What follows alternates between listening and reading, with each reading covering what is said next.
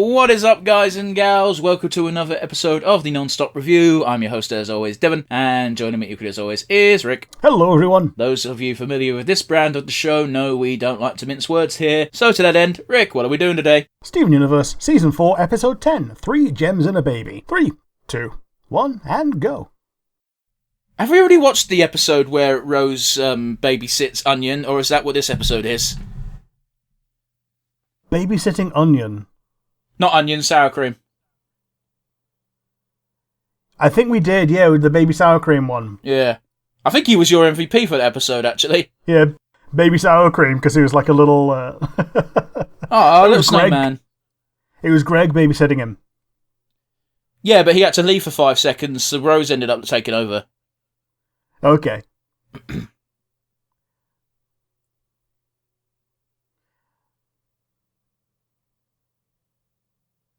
That was not a worthwhile trade, Greg. Like, he's already a millionaire and he's bought a mini-disc.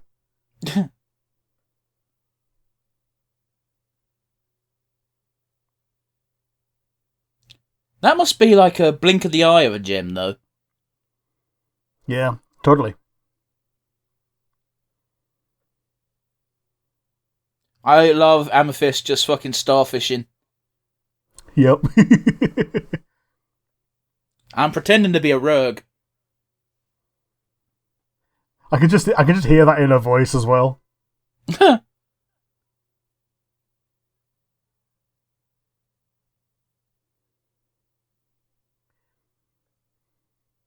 Yeah, whenever you tell a story, it has to be a song. I like how even Pearl looks interested, though. Hmm.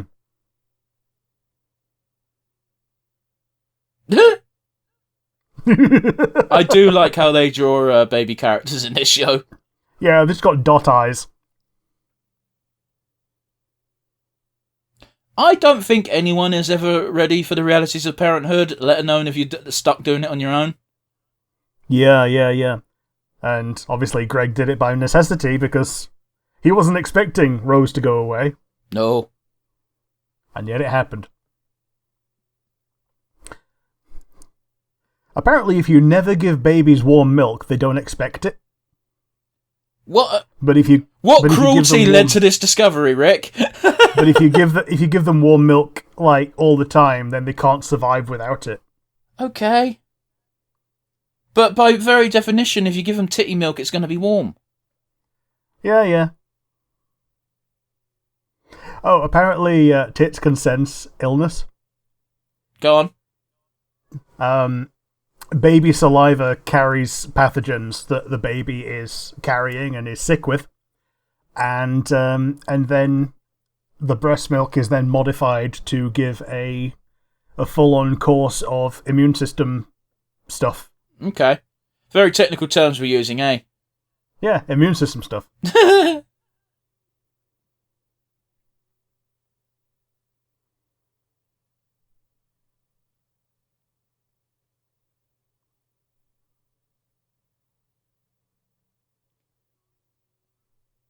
I think it's very telling that Pearl does not look very comfortable. Yeah, Pearl's not happy.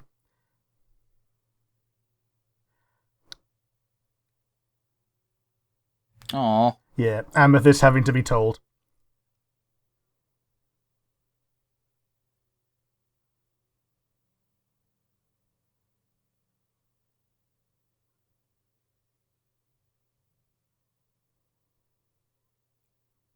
I can't. That was too much of an adorable sound. Why? The future vision has gone too far.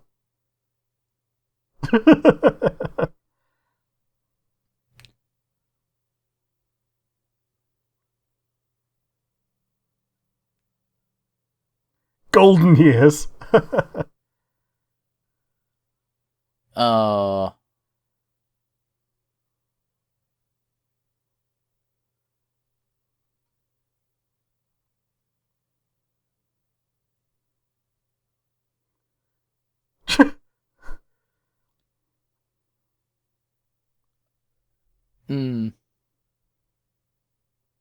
I ain't got much to say. I just feel generally bad. Yeah, like the only one who's got any clue is Garnet. I'd argue Greg's the only one with any clue. Well, I meant out of the gems, but yeah. Yeah, Greg's doing his best. Look at that, it got a laugh even out of Pearl. Hmm. What?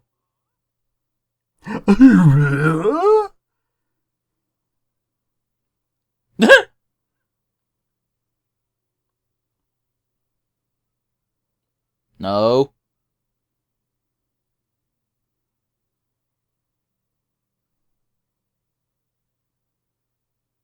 Oh, this is tragic.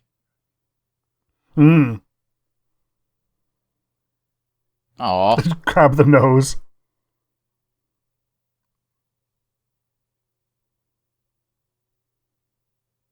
Oh, right, yeah, because Garnet knows already. To a degree. Well, because she can see in the future and sees that he's still like that later on. Yeah, she sees that in the future, and she's contextualizing it as him being a fusion.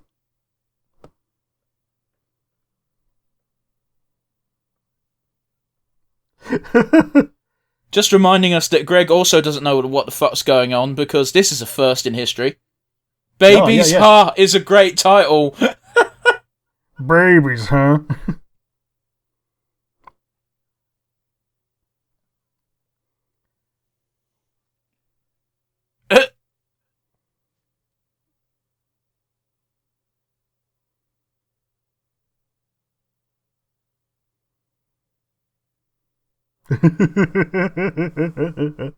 And they nicked his van.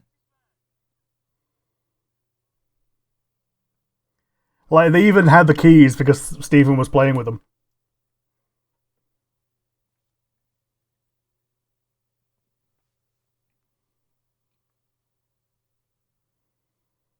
For real, if Greg thought that this was the best use of the best course of action, he probably would have just went, okay, sure.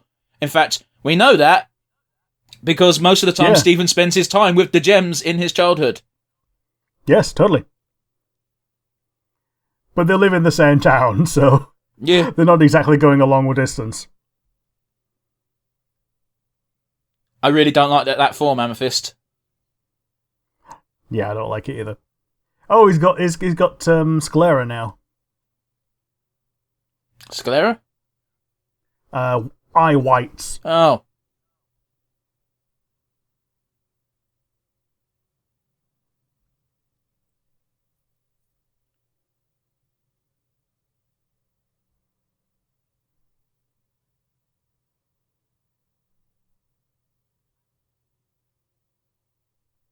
Oh, fair. Yeah. Oh, confused Stephen. Oh, crying Stephen. Oh, lesbian aunts don't know what to do.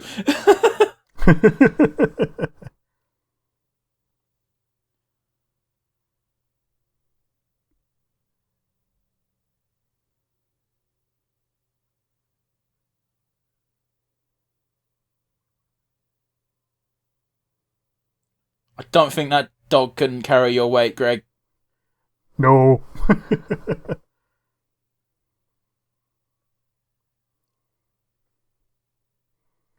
I've never been on a dog sled, but I have seen a video of one of them busting for a poo, stops running, the rest of them carry its weight while he just craps, and it just splatters all over the camera. Thanks, Rick.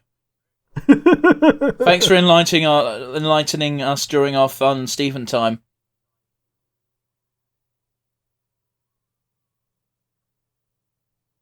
Was she just going to murk a baby? She wasn't going to murk him, she was just going to degem him. Which for a human might be murking.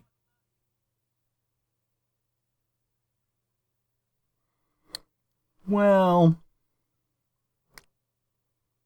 Just reminding us that gems don't have birth in the traditional sense. Yeah, they just pop out of the wall fully formed.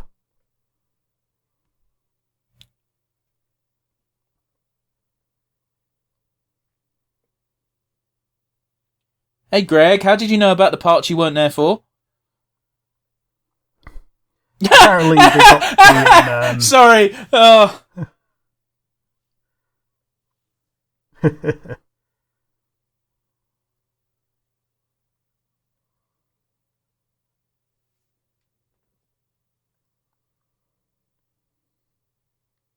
Damn.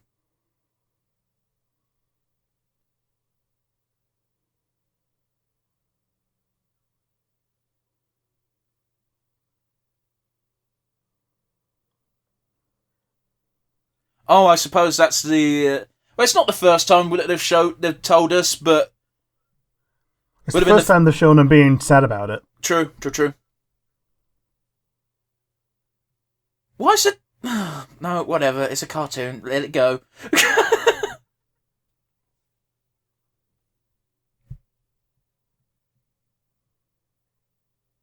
For you, it was a long time ago. For the Gems, not so much. Hmm.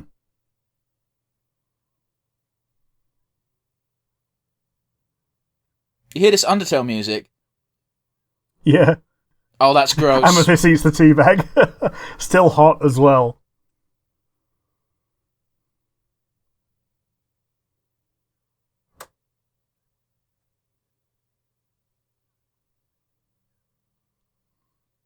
Jeez. Yeah. Overprotective lesbian aunts, but, with superpowers. Yeah, that was some nice fluff. What did you think of the episode, Rick? It was a cute little episode. Like, I think I was remembering a different episode when I saw the title, and I was dreading it because it wasn't as fun. And this was a lot more fun than I was remembering. Foreshadowing. Yeah. How about you? What do you think? Yeah, it was cute. It was nice, fluffy. But we're recording this in a almost time appropriate time. Yes, it's time appropriate in that we are recording it when it is also chilly. So seeing other cartoon characters be chilly and overcoming the chill with camaraderie, family bonding, and cocoa is nice and warming, I mean, it did feel like straight up Christmas though. Yeah, a Christmas episode, either that or a early New Year snow day episode. I mean, there was gift giving. Oh yeah. And a snowman, which I think might have had a Santa hat in the intro card, but whatever. But yeah, that leaves us to our regular wind down questions. So, Rick, favourite moment? I think my favourite moment was when the Gems came round and gave the gifts, and each one of them was ill-conceived in their own in their own inimitably fun way. If I was going to pick a favourite, it'd probably be Amethyst's adult diapers.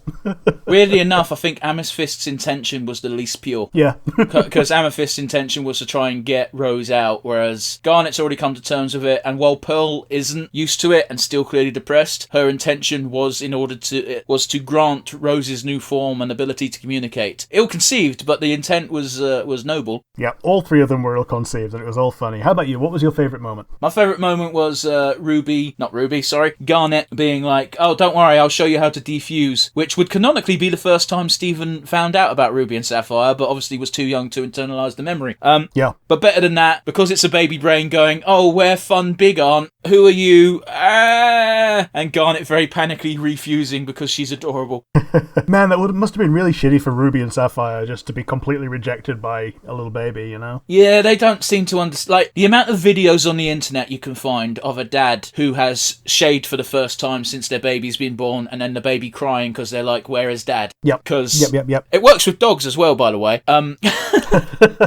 When we got our Chihuahua, my dad hadn't shaved for quite a bit, and then one day he shaved, and the Chihuahua wouldn't go near him. The Chihuahua did. I'm saying the Chihuahua, Betty, wouldn't go near him because it's just like, I don't know who this person is. They're sitting in the right spot. They look vaguely the right shape, but their face. Yeah, and they smell the right way, which is, one of the biggest things that a dog can use to identify someone. But like you say, they go by visuals first. Mm-hmm. Which is weird. Well, it's not even that weird because the big dog has always been like, they've just gotten rid of some of their fur. It's fine. But yeah, the most important question, Rick, MVP. I think it's got to be Greg because he showed remarkable restraint and flexibility in his new role as a dad. And it's not the first time we've seen Greg coming to terms with, having to grow up up from being a young rocker, but he's doing the best that he can. So I think giving it to anyone else would be, a crime. So yeah, Greg's getting it from me. How about you? Who's your MVP? Yeah, it's got to be Greg. It's got to be Greg. Yeah. He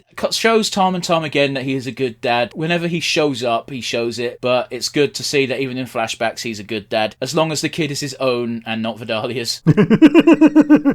He still tried. He tried. Didn't do very well. But he had that momentary dumbass decision of, hey, let's let the alien lady look after the small child. I believe the joke was, the exact terms were, hey, keep an eye on the sour cream, which, to be fair, Rose did, but she didn't. She took the order as literal. Yeah.